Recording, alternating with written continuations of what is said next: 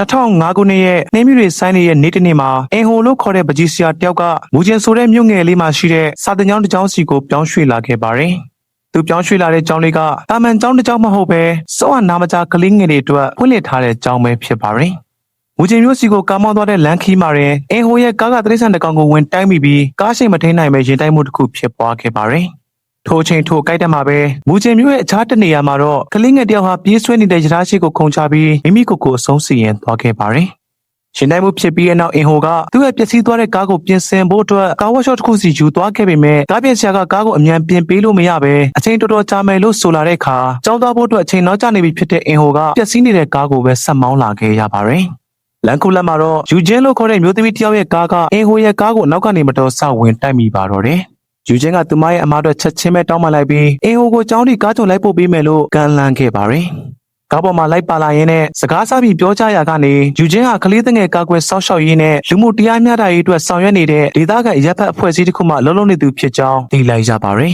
။ကျောင်းကိုရောက်လာတဲ့အချိန်မှာတော့ယူဂျင်းကသူမရဲ့လိပ်စာကပြားလေးကိုအင်ဟိုကိုပေးခဲ့ပြီးအကူအညီလိုရဲ့အချိန်မရွေးဆက်သွယ်ဖို့ပြောကြားကာနှုတ်ဆက်ထွက်ခွာသွားခဲ့ပါတယ်။ကျောင်းထဲကိုရောက်တဲ့အခါအင်ဟိုဟာကျောင်းဆရာကြီးနဲ့တွားရောက်တွေ့ဆုံခဲ့ပြီးစကားပြောဆိုကြရင်းနဲ့အင်ဟိုဒီကျောင်းကိုရောက်လာတာဟာ Professor King ရဲ့အစီအစဉ်ကြောင့်ဖြစ်ပြီး Professor နဲ့ကျောင်းဦးကြီးတို့ဟာယင်းနှီးတဲ့မိတ်ဆွေဟောင်းတွေဖြစ်ကြောင်းသိလိုက်ရပါတယ်။အဲဒီနောက်ကျောင်းဦးကြီးကကျောင်းအုပ်ချုပ်ရေးမှူးကိုခေါ်လိုက်ပြီးကျောင်းအုပ်ချုပ်ရေးမှူးခန်းထဲဝင်လာချိန်မှာတော့အင်ဟိုတယောက်အံ့အားသင့်သွားခဲ့ရပြီးအကြောင်းကတော့ကျောင်းအုပ်ကြီးနဲ့ကျောင်းအုပ်ချုပ်ရေးမှူးတို့ဟာတထရာနဲ့တူနေတဲ့အမွှာညီကိုတွေဖြစ်နေလို့ပါပဲ။ကျောင်းအုပ်ချုပ်ရေးမှူးကအင်ဟိုကိုအပြင်ဘက်ကိုခေါ်သွားခဲ့ပြီးကျောင်းရဲ့ဖွံ့ဖြိုးရေးရန်ပုံငွေအတွက်ဒေါ်လာ9000ထည့်ဝင်ရမယ်လို့ပြောကြားတောင်းဆိုပါတော့တယ်။အင်ဟိုကပမာဏအယံများလုံးတယ်လို့ညီးတွားတဲ့အခါမှာတော့ဒီကျောင်းကိုရောက်လာတဲ့ဆရာတစ်တိုင်းဒီရန်ပုံငွေကိုမဖြစ်မနေထည့်ဝင်ရတာဟာပုံမှန်လုံရိုးလို့ဆွင်တစ်ခုလိုဖြစ်နေပြီလို့ကျောင်းအုပ်ချုပ်ရေးမှူးကအေးဆေးစွာနဲ့တုံ့ပြန်ခဲ့ပါတယ်။နောက်ပိုင်းမှာတော့အင်ဟိုကဒီအကြောင်းကိုသူ့မိကိုပြောပြလိုက်တဲ့အခါမိခင်ဖြစ်သူကအံ့ဩသွားခဲ့ရပေမဲ့ငွေရအောင်တနည်းနည်းနဲ့ရှာလာပေးမယ်လို့သားဖြစ်သူကိုနှစ်သိမ့်ပေးခဲ့ပါတယ်။နောက်တစ်နေ့မှာတော့အင်ဟိုဟာသူ့ရဲ့ပထမအဦးဆုံးစာသင်ချိန်ကိုစတင်ခဲ့ပြီးကလေးတွေကိုပန်းသီးပုံလေးတွေဆွဲခိုင်းခဲ့ပါတယ်။အဲဒီချိန်မှာပဲဂွမ်မာလို့ခေါ်တဲ့ကောင်လေးတယောက်ဟာအတန်းလေးကိုတော်တော်လေးနောက်ကျမှဝင်လာခဲ့တာကြောင့်အင်ဟိုကဘာကြောင့်နောက်ကျတယ်လဲလို့မေးပေမဲ့ကောင်လေးကဘာမှမဖြေပဲငြိမ်သက်နေခဲ့ပါတယ်။နောက်ပိုင်းဆရာများနားနေကန်ထဲမှာအင်ဟိုကမစ္စတာဘက်လို့ခေါ်တဲ့ဆရာတယောက်ကိုဂွမ်မာရဲ့အကြောင်းကိုမေးကြည့်ပါတယ်။မစ္စတာဘက်ကဂွမ်မာရဲ့ညီလေးဟာလွန်ခဲ့တဲ့ရက်အနည်းငယ်ကမှတည်ဆုံသွားခဲ့တာကြောင့်ကောင်လေးကခုလိုခေါင်းကိုက်ဆိုင်ချပြီးမှိုက်တွင်းနေတာဖြစ်ကြောင်းရှင်းပြပါတယ်။တကယ်တော့ဇလန်းဆာမှာစတားကြီးခုန်ချသွားခဲ့တဲ့ကလေးငယ်ကတခြားလူမဟုတ်ပဲဂွမ်မာရဲ့ညီလေးဖြစ်နေခဲ့ပါတယ်။ဒါပေမဲ့လည်းအင်ဟိုကဂွမ်မန်တယောက်တည်းထူးဆန်းနေတာမဟုတ်ပဲအတန်းတွေကကလေးတွေကလည်းဘယ်သူနဲ့မှစကားမပြောကြသလိုအပြုံးကြီးဆိုရဲလုံးဝမရှိကြဘူးလို့ထပ်ပြောလိုက်ပါတယ်။မစ္စတာဘက်ကတော့အင်ဟိုအနေနဲ့အထူးလိုအပ်ချက်ရှိတဲ့ကလေးတွေရဲ့အကြောင်းမှာပထမဦးဆုံးချိန်သင်ကြားရတာဖြစ်လို့ပတ်ဝန်းကျင်အသင်းနဲ့အသားကျဖို့အတွက်အချိန်နှဲငယ်ယူရလိမ့်မယ်လို့ခပ်ပေါ့ပေါ့ပဲဖြေခဲ့ပါတယ်။အဲ့ဒီညမှာအင်ဟိုဟာအတန်းတွေကကလေးတွေရဲ့ကိုကြီးရစဝင်ဖိုင်တွေကိုညနေတဲ့ထိဖတ်ရှုလေ့လာရင်းနဲ့ဂွမ်မန်ရဲ့ဖခင်ကပြင်းထန်တဲ့ယောဂဝေဒနာကိုခံစားနေရပြီးမိခင်ဖြစ်သူကလည်းသူတို့ကိုဆုံးခွာသွားခဲ့ပြီးဖြစ်တာကိုအင်ဟိုတယောက်သိလိုက်ရပါတယ်။မှတ်တမ်းတွေကိုဆက်ဖတ်ရင်ရန်တူနဲ့ယူရီလို့ခေါ်တဲ့ကောင်မလေးနှစ်ယောက်ရဲ့ဖိုင်တွေကိုပါတွေ့ခဲ့ရပါတယ်။ရန်တူကမိဘမဲ့ကလေးတစ်ယောက်ဖြစ်ပြီးယူရီရဲ့မိဘတွေကတော့စိတ်ပိုင်းဆိုင်ရာမကျန်းမာသူတွေဖြစ်ကြောင်းသူသိရှိခဲ့ရပါတယ်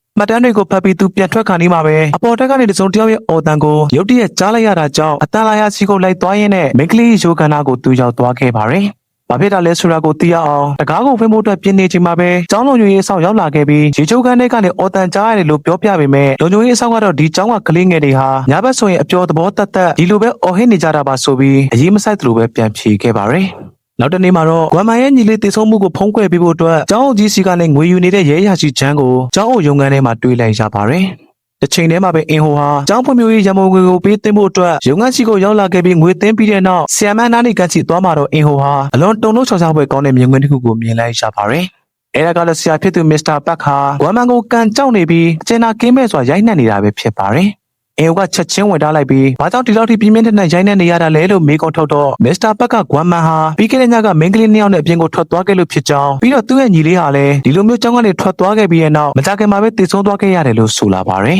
။သူကကလေးငယ်တွေကိုတကယ်ဂယူးဆိုင်ချစ်ခင်ကြောင်းနဲ့ကလေးတွေကိုစီကံရှိဖို့အတွက်တခါတလေမှဒီလိုခွန်အားသုံးအကြမ်းဖက်ရုံကလွဲပြီးအခြားရွေးချယ်စရာမရှိဘူးလို့ဆင်ခြင်ပေးခဲ့ပါတယ်။နောက်အခန်းမှာတော့အင်ဟိုဟာအလုပ်တွေအလုံးပြီးစီးသွားလို့ကျောင်းကနေအပြန်ယူရီတယောက်ပြတင်းမောက်ပံပေါ်မှာမကြောက်မလန့်ထိုင်နေတာကိုတွေ့လိုက်ရပါတယ်။အင်ဟိုကအောက်ဆင်းလာဖို့အော်ခေါ်ပေမဲ့ဆုံးကနာမကျဖြစ်နေတဲ့ယူရီကကြားမှာမဟုတ်တာကြောင့်စိုးရင်တကြီးနဲ့ယူရီစီကိုအမြန်ပြေးသွားခဲ့ပြီးဘေးကင်းရစီကိုအမြန်ဆွဲချလိုက်ပါတယ်။ ရုတ်တရက်အစွဲခံလိုက်ရလို့ယူရီတယောက်လန်သွားခဲ့တာကြောင့်အင်ဟိုကချက်ချင်းပဲတောင်းပန်ပြီးပြန်လဲထွက်သွားဖို့ပြင်ပေမဲ့ယူရီကသူ့ကိုလှမ်းတားလိုက်ပြီးကျောင်းရဲ့အဝတ်လျှော်ကန်ထဲကိုလိုက်ခဲ့ဖို့အတွက်ခြေဟန်လက်ဟန်နဲ့ခေါ်ဆောင်သွားခဲ့ပါတယ်။တီကျင်စရောစိုးရင်စိမ့်နဲ့ပါအင်ဟိုတယောက်လိုက်သွားခဲ့ပြီးအဝတ်လျှော်ကန်ထဲကိုရောက်လာတဲ့ခါမှာတော့အင်ဟိုတယောက်ချက်သိမ်းမှုချင်းထသွားလာရအောင်ထိတ်လန့်ဖွယ်ကောင်းတဲ့မြင်ကွင်းတစ်ခုကိုမြင်တွေ့လိုက်ရပါတယ်။မျိုးသမီးတယောက်ကရန်တူရဲ့ခေါင်းကိုအဝတ်လျှော်စက်တွေကရီတီတဲကိုအတင်းအဓမ္မဖိနှိပ်ထားတာကိုမြင်တွေ့လိုက်ရတာကြောင့်အင်ဟိုကအမြန်ပြေးသွားခဲ့ပြီးသူမကိုချက်ချင်းပဲတားဆီးလိုက်ပါတယ်။အဲ့ဒီမျိုးသမီးကသူမကိုသူမကျောင်းရဲ့အတိုင်းပင်ငယ်ဆရာမယုံကြည်လို့မိတ်ဆက်လာခဲ့ပြီးသူမကရန်တူကိုစီကံရှိစေဖို့အတွက်သင်ခန်းစာပေးနေရုံတက်တက်ပဲလို့တီတီငင်ငင်နဲ့ပြောဆိုလာခဲ့ပါတယ်။အင်ဟိုလည်းအန်အော်ဒေါ်သားထွက်သွားခဲ့ရပြီးစီကံပေးနီးကမှားရင်းနေကြောင်းနဲ့ဘာကြောင့်ဒီလိုအကြမ်းဖက်ရတာလဲလို့ပြန်လဲမေးခွန်းထုတ်လိုက်ပြီးနောက်တစ်ချိန်ဒီလိုလောက်တာကိုထပ်တွေ့ရင်တက်ဆိုင်ရာကိုတိုင်တန်းပြီးတရားဝင်မှုဖွင့်မယ်လို့ပြင်းပြင်းထန်ထန်သတိပေးလိုက်ပါတယ်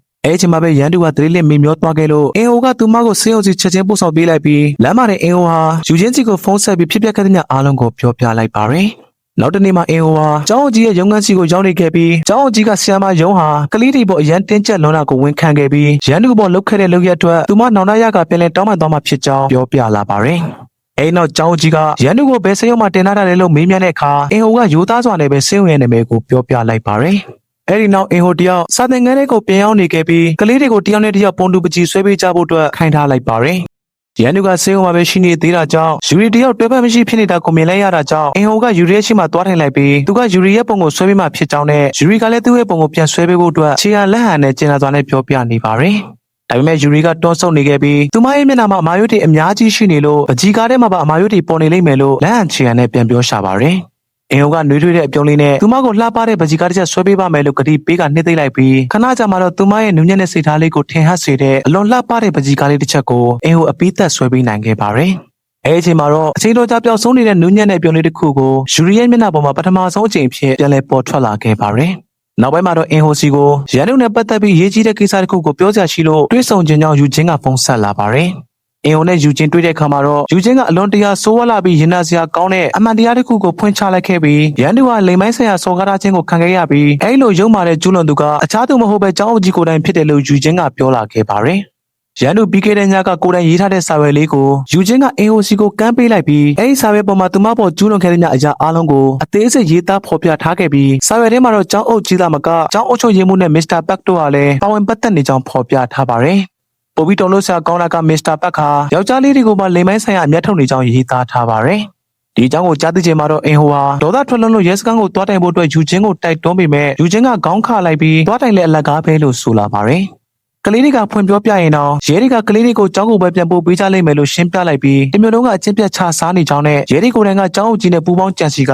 လက်စားထားကြတယ်ဆိုတာကိုယူချင်းကရှင်းပြလိုက်ပါတယ်။အဲ့ဒီအချိန်မှာပဲအင်ဟိုရဲ့ရင်ထဲကိုအလွန်ထိတ်လန့်စရာကောင်းတဲ့အသီးတစ်ခုဝင်လာခဲ့ပြီးရန်သူတက်နေတဲ့ဆေးရုံနာမည်ကိုကျောင်းအုပ်ကြီးစီကိုပြောပြခဲ့မိတာကြောင့်ချက်ချင်းဆိုသလိုပဲအင်ဟိုဟာဆေးရုံစီကိုအပြေးလွှားပြန်သွားပါတော့တယ်။နောက်ခန်းမှာတော့ကျောင်းအုပ်ကြီးဆီယမ်မာယုံနဲ့မစ္စတာဘက်တို့သုံးယောက်စလုံးဆေးရုံအဆောက်အအုံထဲကိုဝင်သွားကြတာကိုပြသထားပါတယ်။အင်ဟိုဆေးကိုရောက်သွားချိန်မှာတော့ရန်သူကိုကလေးပေါ်မှာမတွေ့ရတာကြောင့်အင်ဟိုတယောက်အခန်းထဲမှာပဲအသေးအံရှာဖွေပါတော့တယ်။ထိုချိန်မှာပဲယူချင်းကအခန်းထဲမှာရှိတဲ့ဗီဒီယိုတစ်ခုကိုဖွင့်ကြည့်လိုက်တဲ့အခါမှာတော့အထဲမှာတုံတုံရင်ရင်နဲ့ကြောက်လန့်တကြားပုံကွယ်နေတဲ့ရန်သူလေးကိုဘေးကင်းစွာနဲ့ပြန်လည်ရှာတွေ့ခဲ့ပါတယ်။နောက်တနေ့မနက်ခင်းမှာတော့ယူချင်းဟာရန်သူနဲ့ယူရီတို့နှစ်ယောက်စလုံးကိုလူခွင့်ရေးဆန္ဒစီကိုခေါ်ဆောင်သွားခဲ့ပြီးကလေးမလေးနှစ်ယောက်စလုံးဟာကြောက်ရွံ့မှုတွေကိုဘေးဖယ်ထားပြီးအမှန်တရားကိုရဲရဲဝံ့ဝံ့ဖွင့်ဟပြောဆိုလာဖို့ကြာရှည်စွာနှုတ်ဆက်နေရတဲ့အမောင်တို့တွေကနေရုံထွက်လာဖို့နူးနူးညံ့ညံ့နဲ့ဖေးမတိုက်တွန်းပေးခဲ့ပါတယ်။အဲဒီခါမှာတော့ရန်သူကပြစ်ပြက်တွေကိုခြေဟန်လက်ဟန်နဲ့စတင်ရှင်းပြပါတော့တယ်။ဒီနေ့မှာသူမနဲ့ယူရီတို့အပြင်မှာစော်ကစားနေကြရင်ယူရီကရေချိုးခန်းထဲကိုတောက်ဖို့အတွက်ကျောင်းအဆောက်အုံထဲကိုဝင်သွားခဲ့ပြီးအချိန်တော်ကြာတဲ့အထိယူရီပြန်ထွက်လာခဲ့တဲ့အတွက်ရန်သူကလိုက်ရှာဖို့အတွက်ကျောင်းထဲကိုဝင်သွားခဲ့ပါတယ်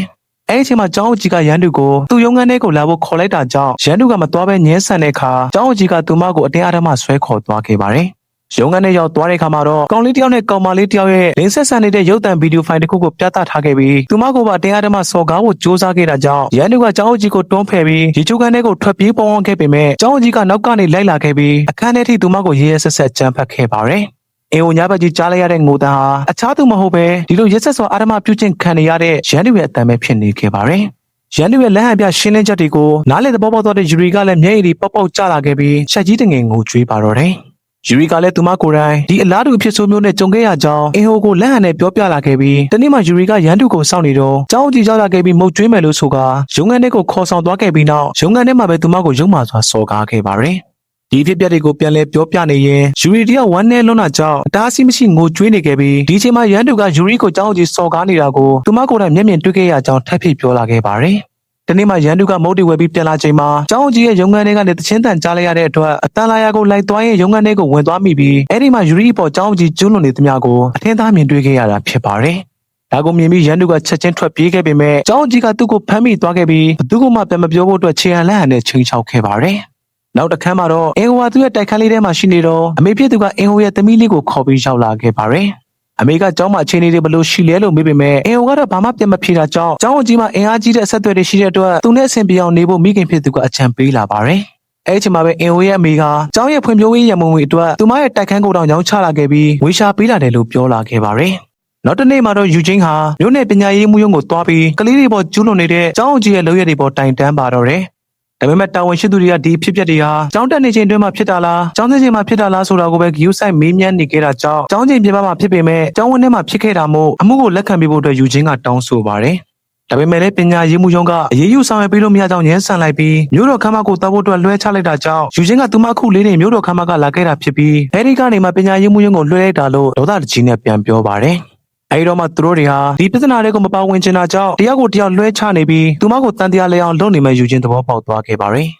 စိတ်ပြတ်သွားပေမဲ့လည်းဇွဲမလျှော့တဲ့ယူချင်းဟာရဲစခန်းကိုဆက်သွားခဲ့ပြီးရဲရရှိဂျန်ကိုမှုဖွင့်ပေးဖို့တောင်းဆိုပေမဲ့ရဲရရှိကလည်းကျောင်းကြီးကလူကောင်းတယောက်ဖြစ်ပြီးဘာအမှားမှလုပ်မှာမဟုတ်ဘူးလို့ကာကွယ်ပြောဆိုကညှင်းဆန်ခဲ့ပါတယ်။ဘသူကမှသူမရဲ့တိုင်တန်းချက်တွေကိုလေးမထားတဲ့အတွက်ယူချင်းတယောက်အလွန်မင်းစိတ်ပြတ်ဝမ်းနဲ့သွားခဲ့ပြီးအဲ့ဒီချိန်လေးမှာလည်းသူမရဲ့တငယ်ချင်းတယောက်စီကနေဆိုးမျိုးကရုပ်တံလိုင်းတစ်ခုကဒီသတင်းကိုဖော်ပြပေးဖို့အတွက်သဘောတူလိုက်ပြီးဆိုတဲ့ဖုန်းခေါ်ဆောင်မှုလေးတစ်ခုဝင်လာတဲ့အတွက်ညှို့နှင်းချက်ကြောင့်ကြီးလေးပြန်လဲတန်းလာခဲ့ပါတယ်။ဒီချိန်တစ်ဖက်မှာတော့မစ္စတာပတ်ခါရန်သူနဲ့ယူရီတို့ဘယ်မှာပုံနေလဲဆိုတာကိုသိချင်လို့ကလေးငယ်ကွမ်မန်ကိုရဲရဲဆက်ဆက်ရိုက်နှက်နေခဲ့ပြီးတင်းချက်မေးမြန်းနေပါတယ်။ဒါပေမဲ့ကွမ်မန်ကဘာမှမသိတာကြောင့်ဒေါသထွက်နေတဲ့မစ္စတာပတ်ကဒုက္ခရိုက်ဖို့ပြင်လိုက်ချိန်မှာကျောင်းကြီးဝင်လာခဲ့ပြီးဆက်ရိုက်ချင်ရင်အပြင်ကိုထွက်ရိုက်ဖို့အတွက်ပြောလိုက်ပါတယ်။မစ္စတာပတ်ကတကားကိုဖွင့်လိုက်တဲ့ချိန်မှာပဲအပြင်ဘက်မှာအင်ဟိုရက်နေတာကိုတွေးလိုက်ရပြီးအင်ဟိုကသူ့မိကျောင်းကြီးအတွက်ပေးလာတဲ့ပန်းစည်းကိုလာပို့တာပဲဖြစ်ပါတယ်။ဘယ်ဟာပလက်ဘောနဲ့သူတဲ့တန်ယူဖြစ်နေတဲ့ကွမ်မန်ကိုမြင်လိုက်ရတဲ့အခါအင်ဟိုလည်းအံ့ဩသွားခဲ့ရပြီးမစ္စတာဘက်ကအင်ဟိုရဲ့ရှိမှတဲ့ကွမ်မန်ကိုအပြင်ကိုအတင်းဆွဲထုတ်ခဲ့ပြီးဆက်လက်အနိုင်ကျင့်ဖို့အတွက်ကြိုးစားပါတယ်။ဒီရင်ကွင်းကိုမြင်ပြီးအင်ဟိုတယောက်ဘလို့မှမခံစားနိုင်တော့တာကြောင့်ဒေါသတွေပေါက်ခွဲထွက်လာခဲ့ပြီးသူကင်လာတဲ့ပန်းအိုးနဲ့မစ္စတာဘက်ရဲ့ခေါင်းကိုအားကောင်ရိုက်ခွဲလိုက်ပါတော့တယ်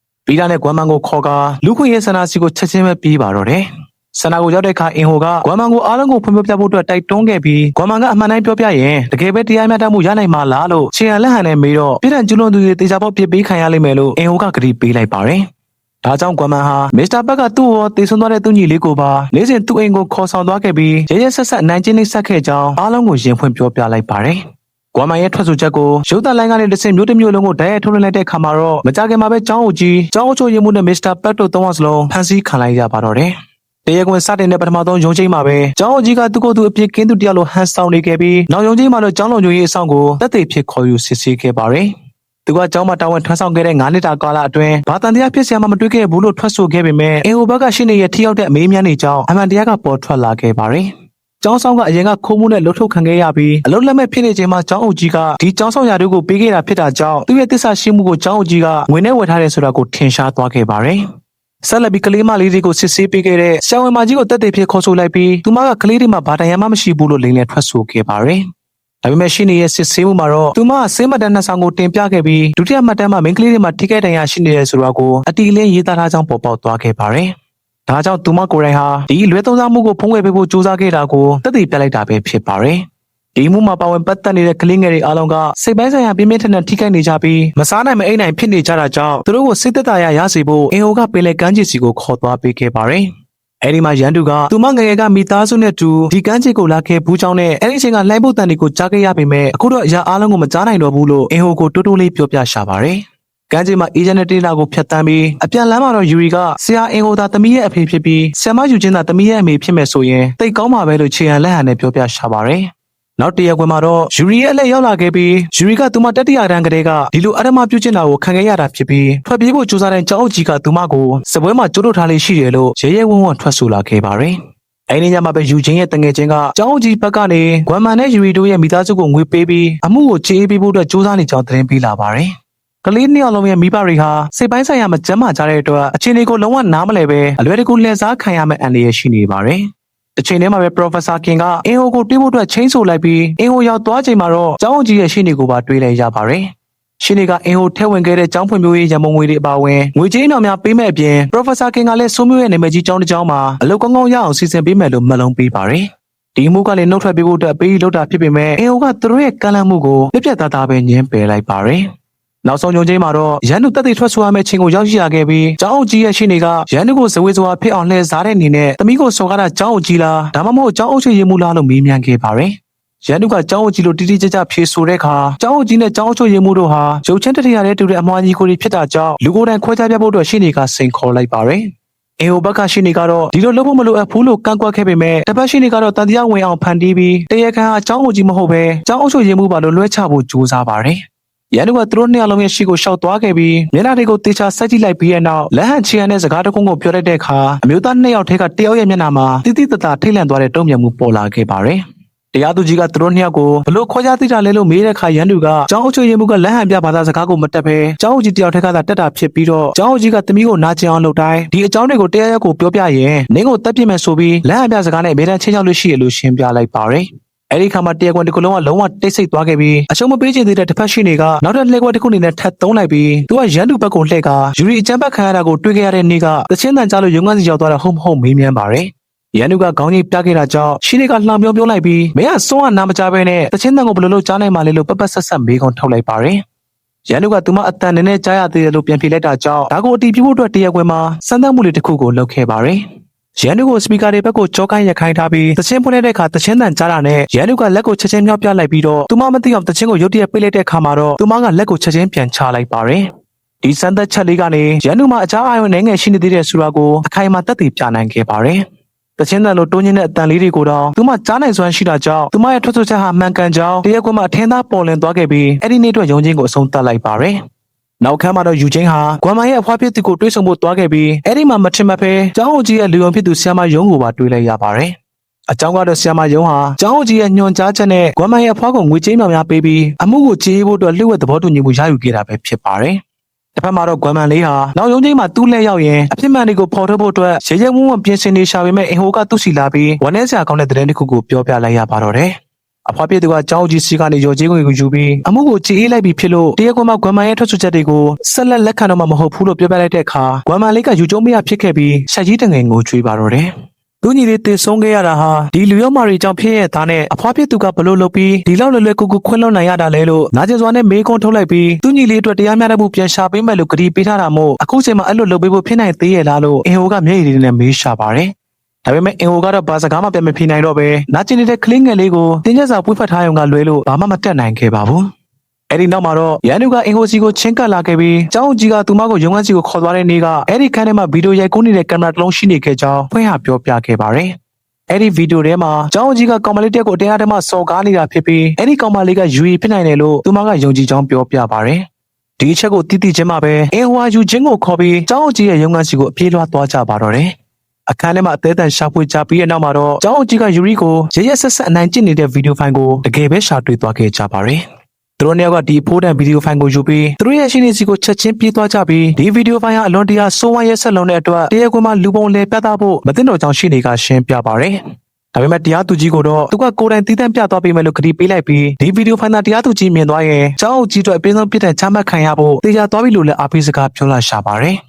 နောက်တစ်နေ့မှာတော့အားလုံးကမျှော်လင့်တကြီးဆောင်စားနေခဲ့တဲ့အမိန့်ချမှတ်မယ့်နေ့ကိုရောက်ရှိလာခဲ့ကတရားကွန်တစ်ခုလုံးလူတွေနဲ့ပြည့်နှက်နေခဲ့ပြီးတရားသူကြီးကအမိန့်စာကိုစတင်ဖတ်ကြားပါတော့တယ်။တရားသူကြီးကတရားခံ3ယောက်ဟာအလွန်ရက်စက်ရုံမာတဲ့ပြစ်မှုကိုကျူးလွန်ခဲ့ကြပေမဲ့သူတို့ကလူဖွဲ့စည်းအတွက်တိတာထင်ရှားတဲ့ကောင်ကျိုးတွေများစွာထမ်းဆောင်ခဲ့မှုတဲ့ဆိုတဲ့အကြောင်းပြချက်ကိုပါထည့်သွင်းပြောဆိုလာခဲ့ပါတယ်။ပြစ်မှုတွေရဲ့ကြီးလေးမှုအထောက်အထားတွေရဲ့ခိုင်လုံနေမှုရှိနေပေမဲ့လည်းတရားသူကြီးကအားလုံးကိုခြုံငုံသုံးသပ်ပြီးတဲ့နောက်အံ့ဩစရာကောင်းလောက်အောင်ပေါ်ရတဲ့ပြည်ထောင်တွေကိုချမှတ်လိုက်ပါတော့တယ်။မစ္စတာပတ်ကိုထောင်ဒဏ်8လနဲ့ခံဝန်2နှစ်ကျောင်းကြီးနဲ့ကျောင်းဆိုရင်မှုကိုထောင်ဒဏ်6လနဲ့ခံဝန်1နှစ်သာချမှတ်လိုက်ပါတယ်။တရားခံတွေကဒီလိုပေါ့ပေါ့ပါပြစ်ဒဏ်လေးအတွက်ဝမ်းသာအားရတပြင်းချနိုင်ခဲ့ပေမဲ့ကလေးငယ်လေးတွေခင်ဗျာမှာတော့ညှို့နှင်းချက်တွေအကုန်လုံးရချိုးခံခဲ့ရတယ်လို့တို့လဲသွားကြရှာပါတော့တယ်။ဒီလိုရုံးမှရက်ဆက်တဲ့သူတွေကဒီလိုပေါ့ပါပြစ်ဒဏ်လေးပဲရသွားတာကိုအင်အိုတရလုံးဝမယုံကြည်နိုင်အောင်ဖြစ်သွားခဲ့ရပါတယ်။အဲ့ဒီချိန်မှာပဲအလွန်ဆက်ဆုပ်ရွံရှာပွဲကောင်းတဲ့အမှန်တရားကြီးတစ်ခုစတင်ပေါ်ထွက်လာခဲ့ပြီးတရားသူကြီးရောအင်ဟိုတို့ဘက်ကရှိနေပါနောက်ဆုံးချိန်မှာလက်စားသွားပြီးသစ္စာဖော်သွားခဲ့ကြတာဖြစ်ပါတယ်။ သူ တို့နှစ်ယောက်လုံးကငွေကြေးများများကိုလက်ခံရယူခဲ့ပြီးတရားခံတွေပြည်တဲ့ပေါ်ပေါ်ပါနဲ့လွတ်မြောက်သွားအောင်ကြံရပါဖြစ်နေပူးပေါင်းသွားခဲ့ကြတာဖြစ်ပါတယ်